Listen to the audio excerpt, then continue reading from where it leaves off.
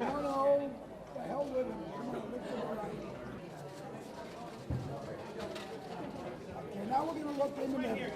I want to look at the right. No, no, we're finished with the left. Cloris Leachman's death at the age of 94 was a shock in many ways, not because of her age, which obviously she lived a great long life, but because of just the vast amount of work that she did. I mean, literally, this is an Oscar winner. This is an 8-time primetime Emmy winner. This is a 1-time daytime Emmy winner. This is someone who was working up to literally the past few months. In fact, on Stars as American Gods, she played a god, you know? So we're seeing someone who the impact of her loss is, I think, pretty strong on Hollywood. Obviously, the likes of Mel Brooks and Ed Asner, who worked with her on film and, of course, on the Mary Tyler Moore Show, they're feeling it. But, you know, Cloris Leachman, from the very beginning of her, I guess you'd call it her professional career as a Miss America finalist, as Miss Chicago, up until just today, has been a part of our cultural lexicon. So, Cloris, have you done, what are your preparations for tomorrow? Have you kind of practiced your way?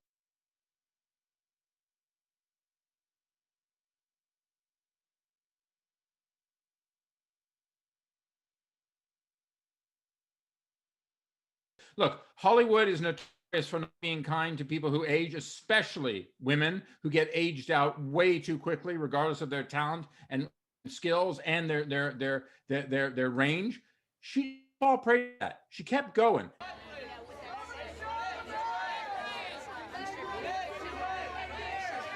Every time we have a little step or something that I add, he calls it a choreography. Well, yeah, she's making up her own moves, see? Oh, 2 maybe in about 500. In fact, I do so much comedy that I wonder what happened to all the other serious roles. I'd really like to do a serious role again.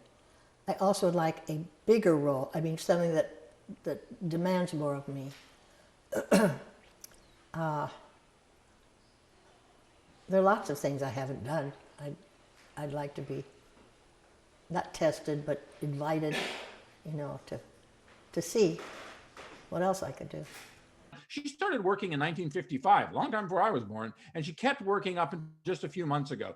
There's that element of that, and I think that's something we all have to say. And this is the great trick of so many great films and TV shows. We all love an enduring champion. We just do.